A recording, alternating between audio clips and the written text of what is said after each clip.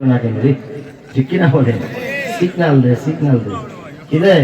Signal দে যে ইমাম সাহেব কেন শেষ করে না? 2 রাকাত জুমার দিন ফরজ নামাজ পড়ে কি করে? দৌড় দেয়।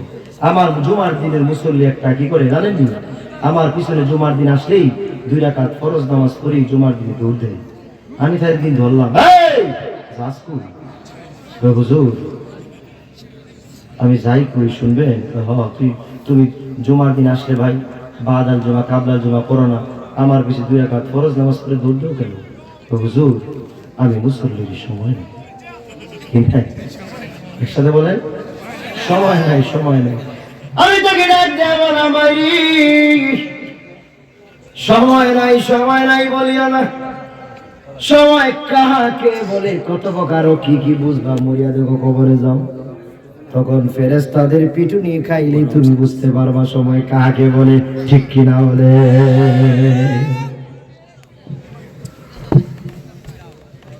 সময়ের গুরুত্ব কেমন ভাইয়া আমার?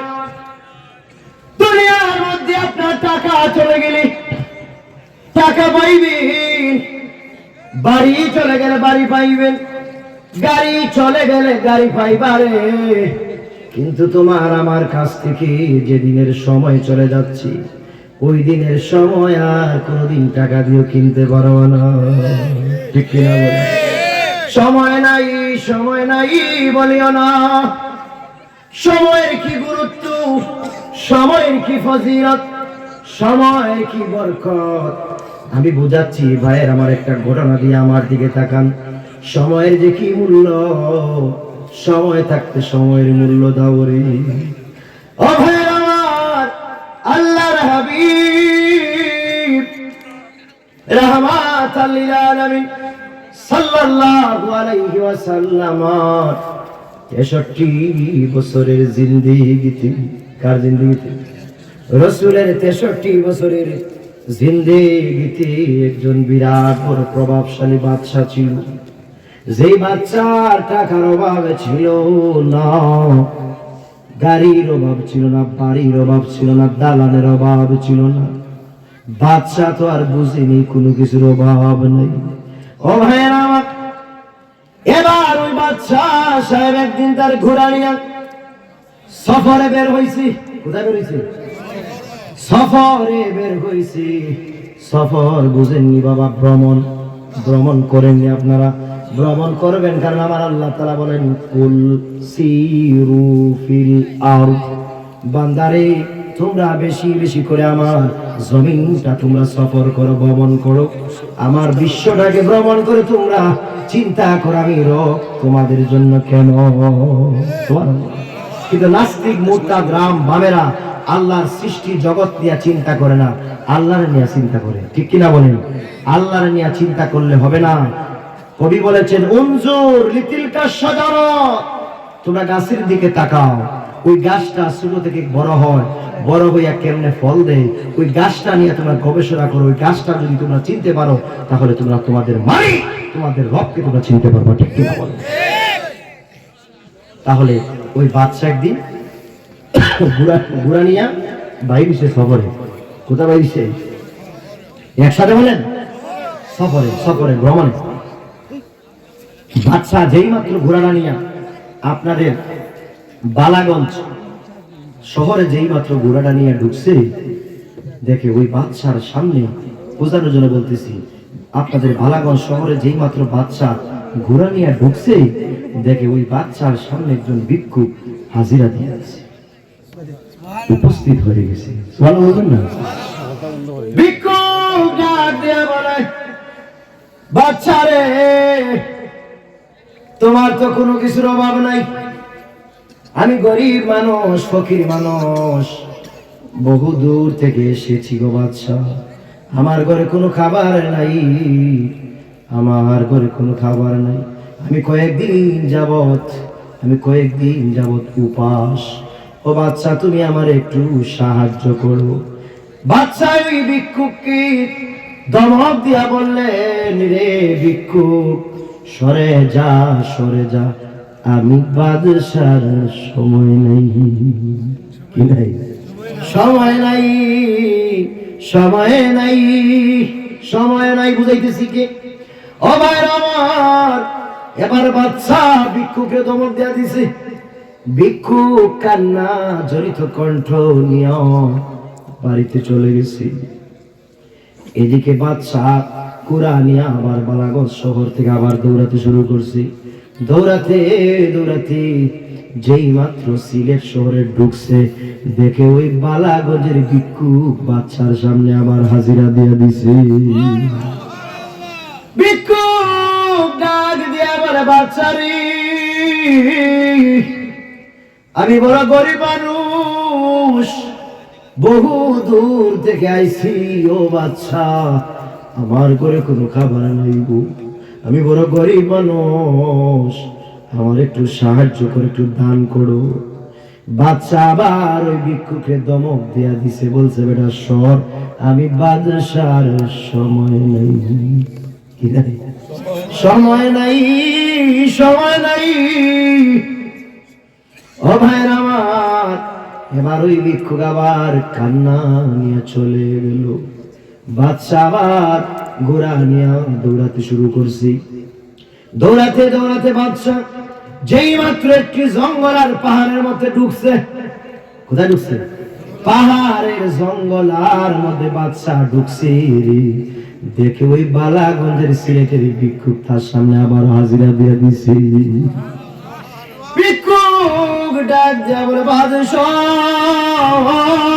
আল্লাহু আকবার বলেন, ও বাদশাহী, আমি বড় গরিব মানুষ, আমার ঘরে খাবার নাই গো, আমি কয়েকদিন যাবত উপাস, আমার একটু দান করো, আমার একটু সাহায্য করো। বাচ্চা, তোমার তো কোনো কিছুর অভাব নাই।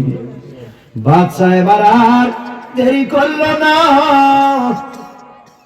সাথে সাথে বাচ্চা ঘোড়া থেকে নামিয়া পড়ছি। ঘোড়া থেকে নামিয়া ভিক্ষুকের মাথার মধ্যে হাত দিছি। হাত দিয়া কয়, ও ভিক্ষুক, তুমি কে গো? তোমারে বালাগঞ্জ শহর পাইলাম, সিলেট শহর পাইলাম, এখন দেখি তুমি জঙ্গল আর পাহাড়ে, তোমার কাছে তো কোনো যানবাহন নাই, ঘোড়া নাই, তুমি কেমন করে আমার আগে আগে চলে আসো? তুমি কে কে গো? ও ভিক্ষুক, তুমি পরিচয় দাও, আমি বাদশারে। যদি পরিচয় দিতে পারো, তাহলে আমি বাদশাহ তোমার এই মুহূর্তে আমার অর্ধেক সম্পদ তোমার নামে দিয়ে দিব। ও মাই আমার, এবার ভিক্ষুক ডাক দিয়া বলে, বাদশারে, এতক্ষণ বলছিলাম তুমি বাদশার সময় নাই, সময় নাই, এখন আমি ভিক্ষুক বলতাছি তুমি বাদশার আর সময় নাই। আল্লাহু আকবার বলেন। বাচ্চার সে রাগ, হ্যাঁ বেটা ভিক্ষুক, তুই আমি বাচ্চার এক সময় নাই, তুই ভিক্ষুক মানুষ, তোরে ভিড়ামি, তুই আমি বাচ্চার এক সময় নাই। ভিক্ষুক ডাক দিয়া বলে, বাচ্চারে, আমি সত্যি বলতেছি, মিথ্যা বলি নাই গো। ও বাচ্চা, তোমার আর সময় নাই, তোমার আর মাত্র 2 মিনিট সময় বাকি আছে। আমি আর কেউ নয় রে, আমি হচ্ছি তোমার মালাকুল মউত আজরাইল। কি আজরাইল? আল্লাহু আকবার বলেন না। বাচ্চা কান্দি, ও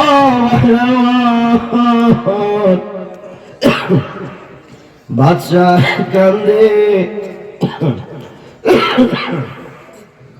গরম চাদর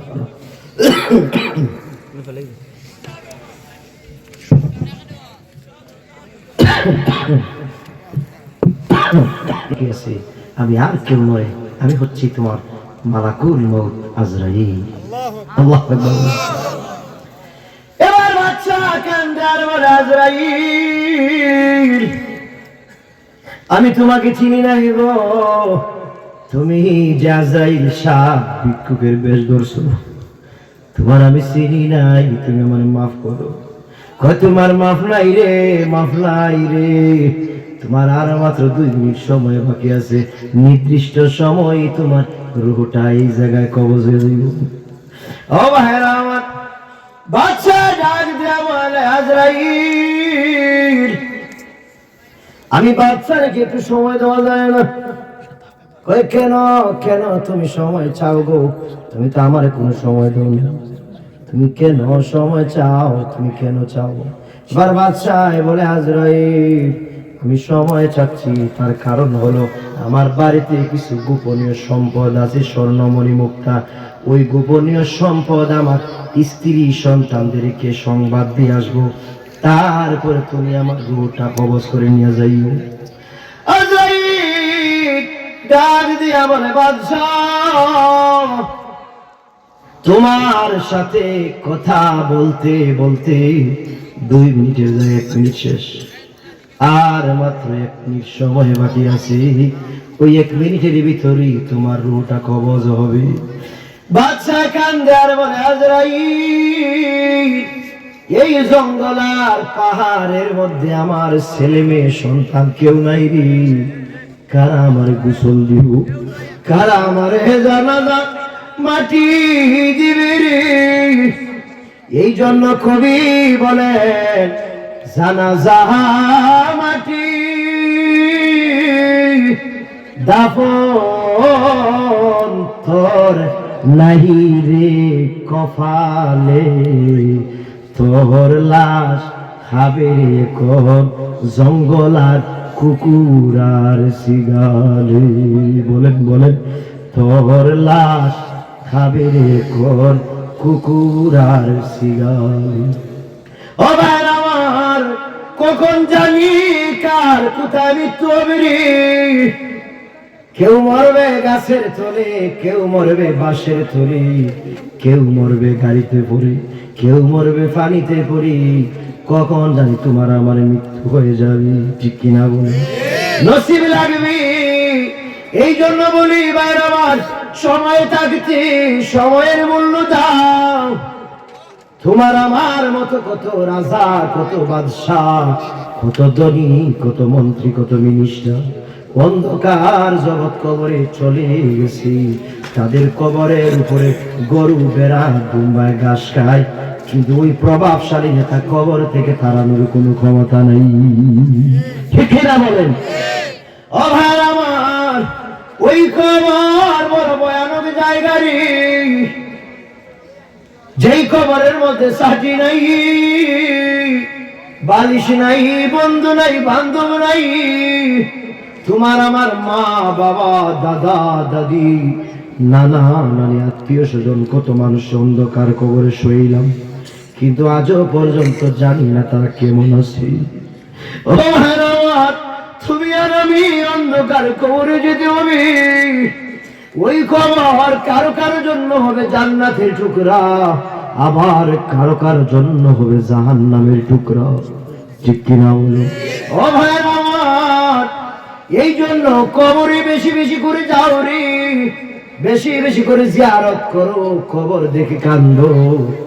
তুমি আর আমি তো সাধারণ মানুষের ভাই, তুমি আর আমি তো সাধারণ মানুষ। এই দুনিয়াতে, এই পৃথিবীতে 10 জন সাহাবী জান্নাতের টিকিট পাইছি। কয়জন সাহাবী? 10 জন সাহাবী জান্নাতের টিকিট পাইছি। এর মধ্যে ছিলেন হযরত ওমর। হযরত ওমর রাদিয়াল্লাহু তাআলা আনহু জান্নাতের সার্টিফিকেট টিকিট পাওয়ার পরেও প্রতিদিন ফজরের পরে কবরের পাশ দিয়ে যাইতেন আর কান্না করতেন। সাহাবীরা ডাক দিয়ে বলেন, ওমর, ও ওমর, তুমি কেন কেন কবরের পাশ দিয়া যাও আর কান্না করো? তুমি তো দুনিয়ার মধ্যে জান্নাতের টিকিট পাইছো। ওমর ডাক দিয়া বলে, রে রাসূলুল্লাহর সাহাবী, আমি এই জন্য কবরের পাশ দিয়া হাঁটিয়া হাঁটিয়া কান্দি। তার কারণ হলো, একজন মানুষ মরার পরে তার প্রথম মঞ্জিল হলো কবর। রে সাহাবীরা, না জানি রে আমি ওমর ইন্তেকাল বরণ করার পরে ওই কবরে আযাবের ফেরেশতাদের কাছে গ্রেফতার হইয়া যায়। এই জন্য আমি কবরের আযাবের কথা মনে হইলে আমি উমর আল্লাহর কাছে কান্দি। আল্লাহু আকবার বলে। শুধু তাই নয়, আল্লাহর হাবিব রাহমাতাল লিল আলামিন সাল্লাল্লাহু আলাইহি ওয়াসাল্লাম একদিন সাহাবায়ে কেরামের দল নিয়ে কবরের পাশ দিয়া হাঁটতেছে। হঠাৎ করে আল্লাহর হাবিব সাহাবীদেরকে বললেন, রে সাহাবীরা, থামো থামো, ওই যে দেখো কবর, আমার উম্মতের ওই কবরে আযাব হইতাছে। কি হইতাছে? আযাব হইতাছে। সাহাবীরা ডাক দিয়ে বলল, নবী গো, আপনি কবরের আযাব দেখলেন, আমরা তো দেখতে পারি না। আল্লাহর হাবিব বললেন, যে সাহাবীরা, তোমরা দেখতে পারবা না, আমার নুরানি চোখে আমি আল্লাহ, আমি রাসূল যা দেখি তোমরা সাহাবীরা দেখতে পারবা না। এই হাদিস দ্বারা প্রমাণ হয় আল্লাহর হাবিব গায়েব জানতেন, ঠিক কিনা বলেন? কিন্তু আমার আপনার দেশে মৌলবীরা কয় আমার আপনার রাসূল নাকি গায়েব জানতেন না। নাউজুবিল্লাহ। কয় আমার আপনার রাসূল ১৫০০ বছরের কথা, ১৫০০ বছরের পরের কথা, সামনের কথা, পিছনের কথা, পরের কথা, আগের কথা, সবকিছু আমার আল্লাহ তাআলা তার বন্ধুরে জানাইয়া দিছে। ও ভাইয়েরা আমার, এবার রাসূল বললেন, সাহাবীরা থামো, আমার ওই উম্মতের কবরে আযাব হইতেছে। কি হইতেছে? আযাব হইতেছে। সাথে সাথে আল্লাহর হাবিব নূর নবী সাল্লাল্লাহু আলাইহি ওয়াসাল্লাম আল্লাহর দরবারে হাত বাড়িয়ে দোয়া করলেন, আল্লাহ, আমার ওই উম্মতের কবরে আযাব হইতেছে, মাফ করে দাও। আল্লাহ, আমি রাসূল আমার উম্মতের কবরে আযাব রেখে আমি যাইতে পারি না। ইয়া রাসূলুল্লাহ, আমার উম্মতের কবরে আযাব বন্ধ করে দাও। রাসূল প্রথমবার দোয়া করলেন, কবরে আযাব বন্ধ হইতেছে না। রাসূলের দোয়া আসমান থেকে আবার রিটার্ন চলে আসতেছি। দ্বিতীয়বার আবার রাসূল দোয়া করলেন, আল্লাহ, আমার উম্মতের কবরটারে আযাব বন্ধ করে দাও। দ্বিতীয়বার রাসূল দোয়া করলেন, দোয়া কবুল হচ্ছে না, রিটার্ন দোয়া আসতেছি। তৃতীয়বার রাসূল দোয়া করলেন, আল্লাহ, আমার ওই উম্মতের কবরে আযাব বন্ধ করে দাও। রাসূল তৃতীয়বার দোয়া করলেন, দোয়া কবুল হয় নাই, রিটার্ন আবার চলে আসতেছি। আল্লাহর হাবিব সাহাবীদেরকে বলেন, সাহাবীরা রে, ওইটা কার কবরে? তোমরা জানো না আমি রাসূলের তো দোয়া কবুল হইতেছে না। ও সাহাবীরা, এটা কার কবরে? সাহাবীরা কই, ইয়া রাসূলুল্লাহ, আমরা তো জানি না। আল্লাহর হাবিব বললেন, একটা কাজ করো, মদিনার মাইকের মধ্যে তোমরা এলান করো, এটা কার কবর? এটা কার কবরে? আমি রাসূলের দোয়া তো কবুল হচ্ছে না। ও ভাইরা আমার, মদিনার মাইকে সাহাবীরা এলান করলো, ও মদিনাবাসী, কে আছো রে? রাসূলুল্লাহ ডাকতেছি, এটা কার কবর? রাসূলুল্লাহ বলছেন, মদিনায় ওইটা কার খবর? তাড়াতাড়ি করে যাও রে, আযাব হইতাছে। কেউ আসে না, কেউ আসে না, মদিনা থেকে কেউ আসে না। আল্লাহু আকবার বলেন। হঠাৎ করে দেখা গেল একজন বৃদ্ধ মহিলা মাটির মধ্যে, জমিনের মধ্যে লাঠি বোর দিয়া দিয়ে আল্লাহর হাবিবের কাছে আসতেছে। আল্লাহু আকবার। আল্লাহর হাবিব ওই বৃদ্ধ মহিলার ডাক দিয়া বলেন, রে বৃদ্ধ মা, তুমি এত কষ্ট করে কেন আসতেছো? কেন আসতেছো? বৃদ্ধ মা দূর থেকে ডাক দিয়া বলে, রাসূল, জানোনি ওইটা কার খবর? আযাব হচ্ছে, জানোনি এটা কার খবর? রাসূল বললেন, না গো মা, এটা কার খবর বলো? এই কবরের মধ্যে জাহান্নামের আগুনে ভরে গেছি। ও ভাইরা আমার, বৃদ্ধ মা আল্লাহর হাবিব রাহমাতাল লিল আলামিনের কাছে আসলেন, এসে বললেন, ইয়া রাসূলুল্লাহ, এটা কার খবর জানোনি গো? এটা আর কারো খবর নয়, এটা হলো আমি বৃদ্ধ মার আদরের সন্তানের খবর। আল্লাহ হাবিব বললেন, রে মা, তোমার সন্তানের খবর আযাব হইতাছে, তুমি যতক্ষণ পর্যন্ত মাফ না করবা গো, আমি রাহমাতুল লিল আলামিন দোয়া করলো কবুল হইতো না। ও আমার, এবার আল্লাহর হাবিব ডাক দিয়া বললেন, বৃদ্ধ মা, তুমি তোমার সন্তানকে মাফ করে দাও। মা ডাক দিয়া বলে, ইয়া রাসূলুল্লাহ, নবী গো, আমি আমার সন্তানকে মাফ করব না। রাসূলুল্লাহ বলেন, কেন কেন করবেন না? তোমার সন্তান তোমাকে কি কষ্ট দিছি? এবার মা কান্দে আর বলে, ইয়া রাসূলুল্লাহ, আমার ওই সন্তান যখন ছোট্ট ছিল, তার বাবা ছোটবেলায় ইন্তেকাল করেছিল। আমি তার মা অন্যের বাড়িতে কাজ করে করে কষ্ট করে করে আমার সন্তানের লালন পালন করে বড় করছি। বড় করার পরে এই দুনিয়ার মধ্যে মদিনায় একটা সুন্দরী রূপবতী মেয়ের সাথে তার বিবাহ বন্ধনে আবদ্ধ করে দিয়েছিলাম। ইয়া রাসূলুল্লাহ, একদিন তার বউয়ের পরামর্শে আমি তার মার গালের মধ্যে একটা থাপ্পড় মাইরা দিছিল।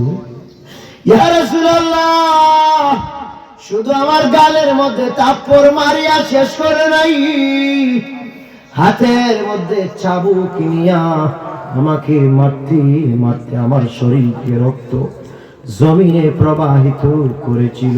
আমি ওই সময় আল্লাহর কাছে দোয়া করছিলাম, আল্লাহ, আমার সন্তানকে দুনিয়ার মধ্যে কোনো আযাব গজব দিও না, মরার পরে তার কবরটারে জাহান্নামের আগুন দিয়া ভরে দিও। ইয়া রাসূলুল্লাহ, ওই সময় আমি দোয়া করছিলাম, আল্লাহর হাবিব ডাক দিয়া বললেন, মা, তোমার দোয়া কবুল হয়ে গেছে। ও মা, তোমার সন্তানকে তুমি মাফ করে দাও, তোমার সন্তানকে মাফ করে দাও। মা বুড়ি মা মাফ করে না। রাসূলুল্লাহ, আমি মাফ করব না, মাফ করব না, মাফ করব না। আল্লাহু আকবার বলেন। ও ভাই আমার, আচ্ছা আচ্ছা আচ্ছা, ঠিক আছে, যাই হোক ভাই আমার, সম্মানিত ভাই আমার, সমাপ্ত করে দিতে চলবো কি? আর অন্য সময় চলবো ইনশাল্লাহ, লেট হয়ে গেছে, কিছু করার নাই। এই যে মাহফিল, এই মাহফিলটা প্রতি বছর